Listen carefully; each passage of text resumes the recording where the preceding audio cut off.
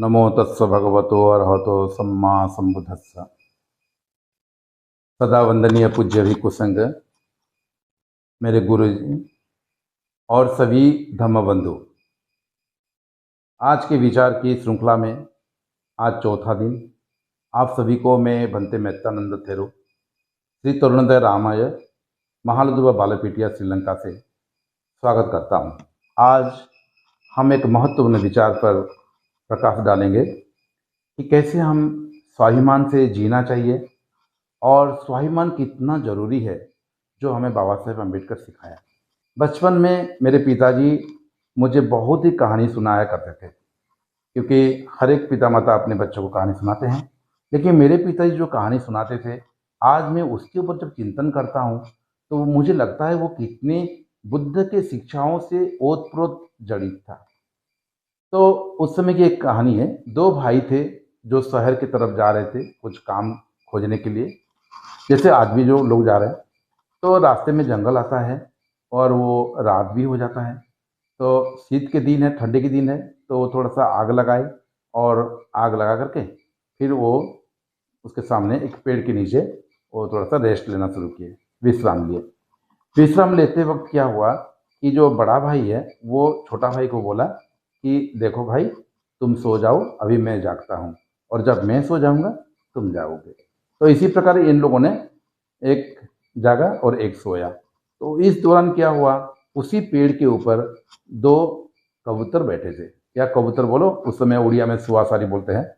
तो सुआसारी दोनों बैठे थे, और सुआ कहता था कि अगर किसी ने मेरा मांस खाया तो उसको इतना आशीर्वाद मिलेगा कि वो इस देश का राजा बनेगा।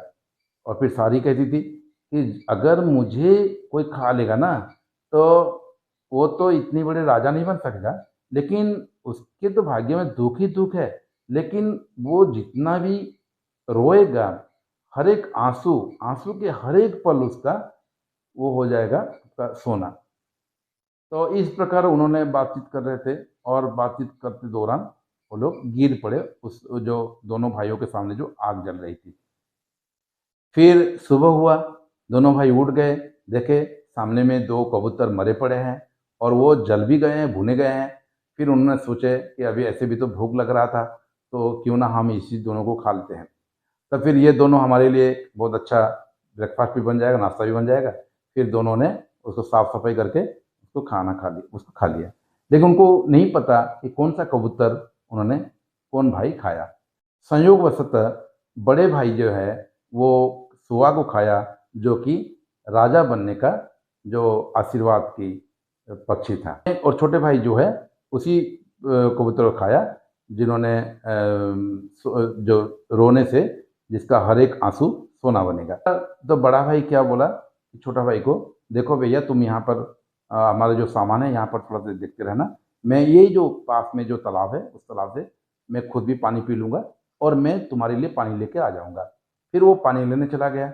लेकिन इस समय क्या हुआ है, उस राज्य में कोई राजा नहीं था। राजा मर गया था, तो और कोई राजा नहीं हो रहा था। तो जो राज कर्मचारी थे उन लोगों ने ऐसा सोचे कि हमारे पास तो एक राजकीय हाथी है, रॉयल एलिफेंट है, तो हम उसी को डिसाइड करने के लिए देते हैं। और उनके ऊपर काफ़ी विश्वास था उनका उस हाथी के ऊपर।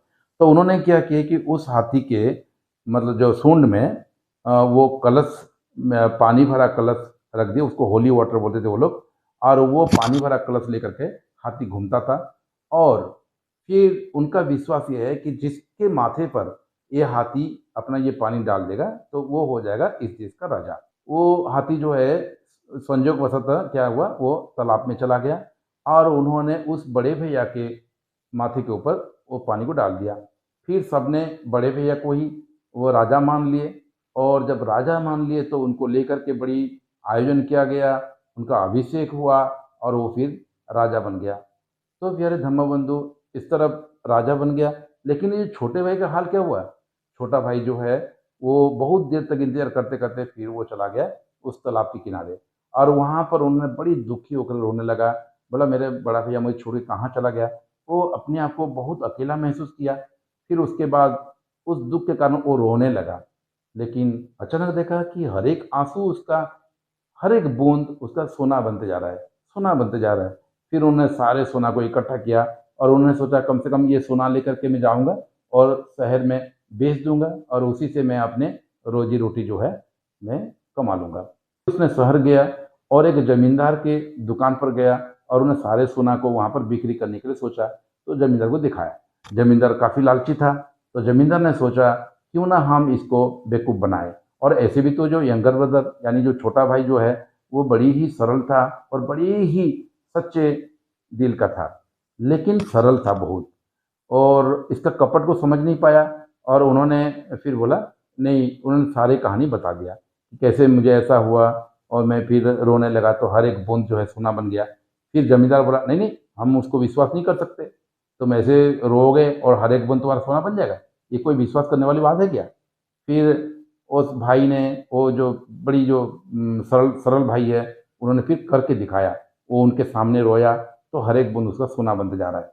फिर जमींदार बोला अरे इसको तो बहुत ही काम की चीज़ है, फिर ये तो सोने की अंडा देने वाली मुर्गा है, फिर इस मुर्गी को क्यों काटूं, इस मुर्गी को मैं अपने पास रखूंगा। तो ऐसा सोच करके उन्होंने वो जो छोटे भाई को उन्होंने अपने घर में बंद करके रख दिया और उसको ये बोला कि तुम जब तक रोओगे तुम्हारा हर एक आंसू मुझे देना और उसके बदले मैं तुम्हें खाना दूंगा, मैं तुम्हें रहने के लिए जगह दूंगा, मैं तुम्हारा कपड़ा दूंगा। तो इस हिसाब से उन्होंने उनका जो रोने की जो हर एक सोना के बदले वो फिर खाना देने लगा और फिर कपड़ा, उसका जो जो मूलभूत जो आधार है, जैसे मौलिक आवश्यकता है, वो सब पूरा करने लगा। फिर ऐसा करते करते करते करते करते काफ़ी दिन चला गया। फिर वो छोटा भाई शादी भी हुआ, उसका परिवार भी हो गए। लेकिन छोटा भाई क्या किया, ये धीरे धीरे धीरे धीरे अपने रोने को आदत बना दिया और वो काम करने को भूल गया। और फिर वो रोने को ही अपना जीविका बना दिया और साथ में अपने बच्चों को भी रोना सिखाया और बच्चों को भी यही आशीर्वाद, यही यही जो अभिशाप हुआ था कि बच्चे भी रोने लगे तो बच्चे का भी सोना होने लगा। तो सारे बच्चे, सारे परिवार रोने लगे। फिर धीरे धीरे वो फिर वही सोना से ही अपनी ज़िंदगी जीतेगा। अंत में क्या हुआ, बहुत धन भी कमाया उन्होंने, बहुत धन कमाया। वो बहुत अच्छे-अच्छे स्कूल में भी अपने बच्चों को पढ़ाया, बहुत अच्छे कॉलेज में भी दाखिला किया। लेकिन वो अपने रोने की तरीका को भूला नहीं और वो काम नहीं किया, सिर्फ़ रोया-रोया अपनी ज़िंदगी दुःख में ही, दुःख को ही उन्होंने स्वीकार किया। और बाद में क्या हुआ, एक ऐसी समय आया कि जमींदार के नाम पर कुछ अभियोग हुआ, तो उसके सिलसिले में जो बड़ा भाई जो राजा बनना था, तो उन्होंने क्या किया, उसको खोजते-खोजते जमींदार के पास आया, जमींदार को अरेस्ट किया। और जब उन्होंने अपने छोटा भाई को देखा, फिर कैसे-कैसे उसको पहचान पहचान लिया, फिर दोनों भाई एक-दूसरे को आलिंगन किए और कितने वर्षों के बाद दोनों भाई का मिलन हुआ।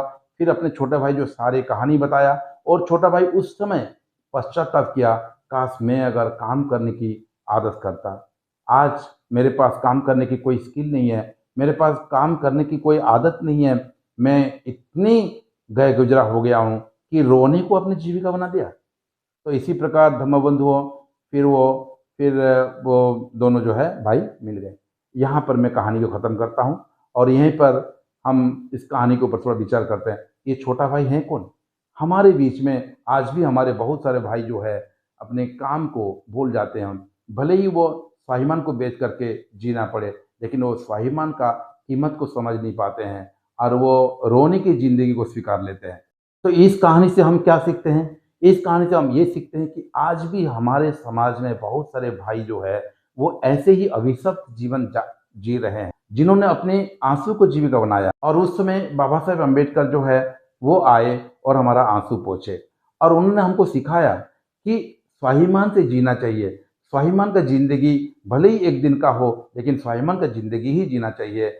और बुद्ध ने भी यही सिखाया कि हर समय जागरूकता के जीवन जीना चाहिए कि हम जो कर रहे हैं क्या वो स्वाभिमान के बदले हैं, क्या ये जो जीविका है क्या वो स्वाभिमान को हमारा क्षुण्ण करता है। तो इसी प्रकार धम्मबंधुओं, बुद्ध ने भी यही सिखाया स्वाभिमान में जीने के लिए और बाबा साहेब ने भी यही सिखाया स्वाभिमान में जीने के लिए, जागरूक होकर जीने के लिए। और आज समय आया है हमको जागरूक होने के लिए। और बाबा साहेब का जो सपना था प्रबुद्ध भारत निर्माण करने का, ऐसे प्रबुद्ध भारत यानी एक बुद्धमय भारत जहाँ पर समानता होगा, जहाँ पर न्याय होगा और जहाँ पर स्वाभिमान से सब जिएंगे। तो प्यारे धम्म बंधुओं, तो आज आइए आज आज के दिन से हम थोड़ी सी शुरुआत करें और अपने जो आलस्य को परित्याग परित्याग करें और हम कर्मठ बने, हम परिश्रमी बने और स्वाभिमान को हम उच्च जगह दें। और स्वाभिमान का जिंदगी ही मनुष्य का बहुत बड़े अलंकार है। और भले ही हमारे पास धन हो, कुछ भी हो, लेकिन अगर स्वाभिमान नहीं है तो हमारे पास कुछ नहीं है। तो प्यारे धम्म बंधुओं, आइए आज हम संकल्प लेते हैं कि हम आज के दिन से शुरुआत करेंगे स्वाभिमान से जीने के लिए। बहुत धन्यवाद आप लोग आज हमारे जो दैनिक श्रृंखला में योगदान देने के लिए।